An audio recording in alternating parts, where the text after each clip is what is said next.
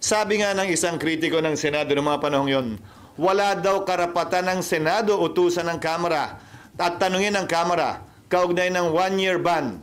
Sabi ng kritiko ng Senado yon, desisyon daw yan ng Korte Suprema. Ngayong nagdesisyon naman ng Korte Suprema, ang sinasabi ng parehong taong yan ay Senate is the sole judge of impeachment cases. Dapat wag pansinin. Ano ba yan? Talaga bang nagbabago kung ano ang tama, totoo at naaayon sa batas? Depende sa gusto natin? Hindi ba dapat? Ano man ang gusto natin, dapat ang sundin natin ay ang batas at saligang batas at ayon sa konstitusyon. Korte Suprema lamang ang bukod tanging may kapangyarihan magbigay buhay at mag-interpret ng ating saligang batas.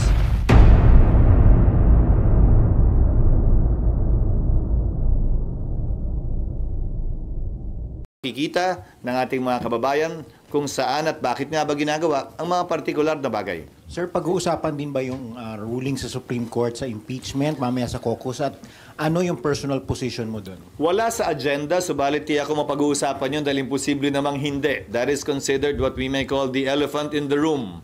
So malamang mapag-uusapan yun mamaya.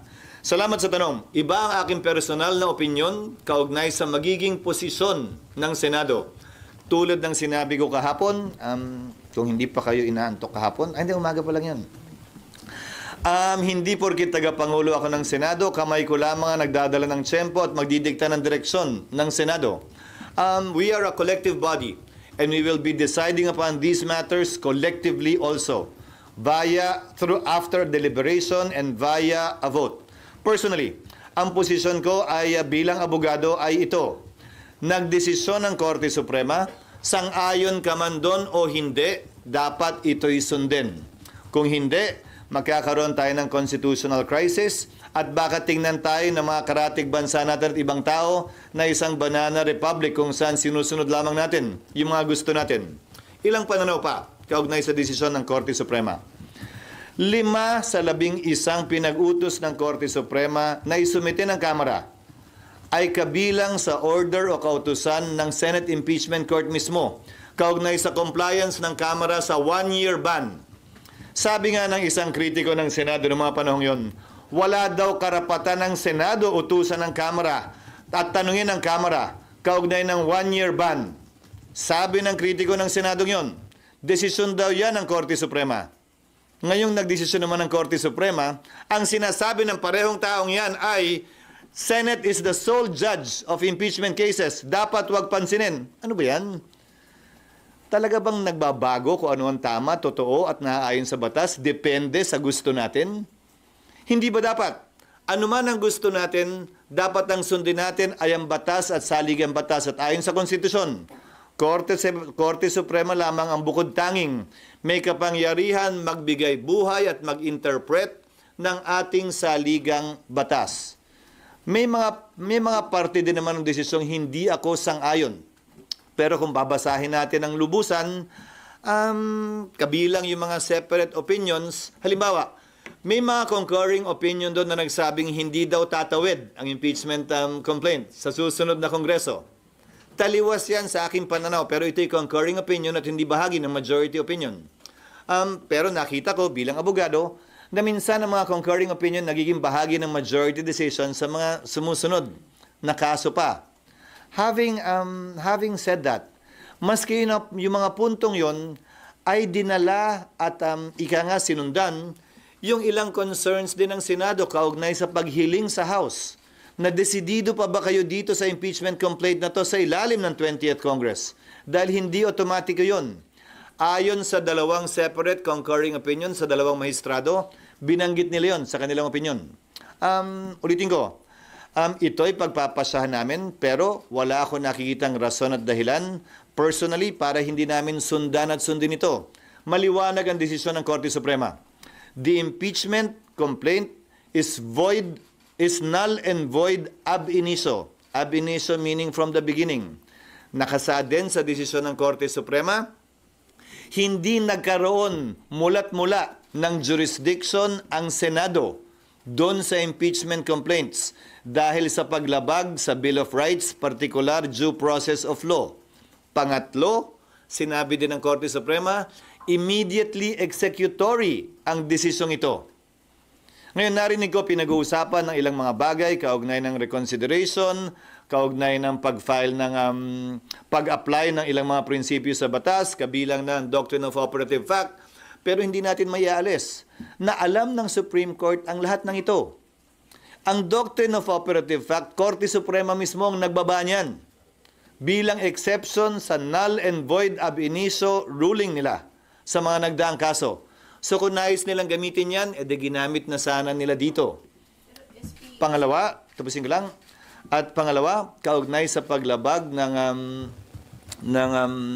due process, kinlaro din nila yon na kapag ka-violation ng due process ang pinag-uusapan, ay wala na tayong pwedeng i-review o ibalik pa dahil nawala na ng jurisdiction mula sa simula ang anumang korte o husgado. Ayon sa majority at unanimous decision ng korte. Yes. Pag-uusapan niyo yan nang naka-convene kayo as impeachment court o pwede po sa plenary, ma'am? Personal ko ding opinion ito, pero ang masusunod dito ay ang mayoriya. Nakalagay kasi sa korte, sa desisyon ng Korte Suprema, walang jurisdiction ang impeachment court. Walang jurisdiction ng Senado. Nadinggin pa ang mga articles of impeachment. Naalala nyo, bago kami nag-convene, binasa yung articles of impeachment, at least in dulo man lang, bago kami nagka-jurisdiction. Ang sinasabi ng Korte Suprema sa desisyon nila ngayon ay unconstitutional yung articles of impeachment. Kaya walang jurisdiction yung Senado. At pag sumumpa yung mga bagong halal na senador, they will swear to do impartial justice during trial. Wala na nga jurisdiction eh. Sa tingin ko, mas safe na Senado ang magpapasya kaugnay nito, imbis na impeachment court, dahil baka matingnan pa na paglabag ang pag-convene ng impeachment court matapos ang naging desisyon ng Korte Suprema. Ngayon, wala bang presidente o meron? Meron. Noong nagpasya ang Senado na i-dismiss yung impeachment laban kay dating Pangulong Estrada dahil sa EDSA 2, dineklara ng Senado, not as an impeachment court, as a Senate, dineklara ng Senadong functus officio na yung kaso, yung impeachment court, at dinismiss yung kaso. So, nung nagdaan, nagawa na rin yan ng Senado. Inaksyon na ng isang impeachment complaint bilang Senado at hindi bilang impeachment court. So regular session possible later? SP, scenario lang. Depende sa mapag-uusapan mamaya. Total naman, itong mga unang araw na ito, wala pa naman kaming panukalang batas na pwedeng talakayin dahil kailangan ma-first reading muna lahat ng mga panukalang batas na final. Dahil nga bagong kongreso ito, kailangan i-refile lahat ng mga bill na hindi napasa noong nagdaang kongreso. Just to be clear, sana lang, personal nyo, SP, is hindi na kailangan mag-convene after the decision of SC? Yes, and if the Senate will act on it, the Senate should act on it as a Senate in plenary. Pero sabi nyo, SP, nung previously, pwede namang hindi sundin ng Senado yung kautosan ng Supreme Court. Ang sinabi ko noong nakaraan, pinagpapasyahan pa rin. Pagpapasyahan din namin mamaya yan dahil iba-iba opinion ng Senador. Hindi ko sinabing hindi pwedeng sundin. Ang sinabi ko, pagbobotohan lahat. Dahil noong mga nagdaang panahon, di ba nga, sinabi ko sa iyo, pinagbotohan ng Senado kung susundin ba o hindi yung TRO kaugnay sa foreign currency deposits ni dating Chief Justice Corona. Sa botong 1310, nagpasya ang Senadong sundin ito. Ganon din marahil ang makikita natin kaugnay nito. May magmomosyon, halimbawa lamang, na aksyonan na o anong gagawin o magtatanong anong gagawin ng Senado kaugnay ng Supreme Court decision, may sasagot at magsasabi at manghihiling ng motion. Pag walang nag-object, edi yun na yun. Pag may nag-object, edi pagbobotohan. Pero yung botohan nun, sir, kay CJ Corona as an impeachment court, hindi as legislative body. Yes, pero yung botohan din naman kay dating Pangulong Estrada as a legislative body, as a Senate. Dahil yon nagbotohan sila sa impeachment court dahil yung issue na bring up during trial na.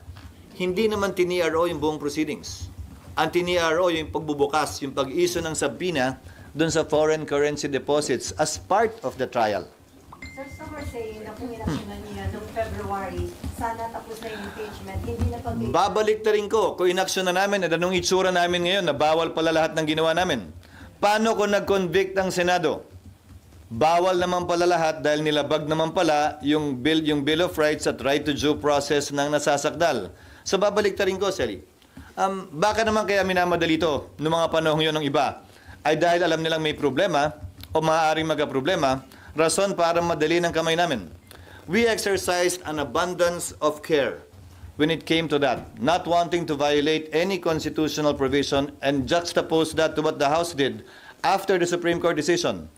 Without an abundance of care, they hurried things, and the result is what you have seen now, given the Supreme Court decision. Pero- Sa tingin ko, hindi pwedeng pulaan yung pagiging maingat ng Senado, lalo na sa nakita niyong desisyon ng Korte Suprema kung saan yung pagmamadali ang pinulaan ng Korte Suprema at sinabi ang mali at nilabag ang karapatan sa due process ng nasasakdal. Pero na-deprive daw yung public na nalaman. Ano ba talaga yung past? Hindi lamang impeachment ang mode of accountability para sa mga opisyal. Investigasyon ng Senado, investigasyon ng Kongreso, kaso sa Ombudsman, lahat ito ay mga avenue para mag-exact na accountability para sa mga opisyal. Dahil, tandaan nyo sa ilalim ng saligang batas, Pangulo lamang ang immune from suit. Hindi immune from suit ang ikalawang Pangulo o iba pang impeachable officers. So hindi nila maaaring sabihin walang ibang avenue. SB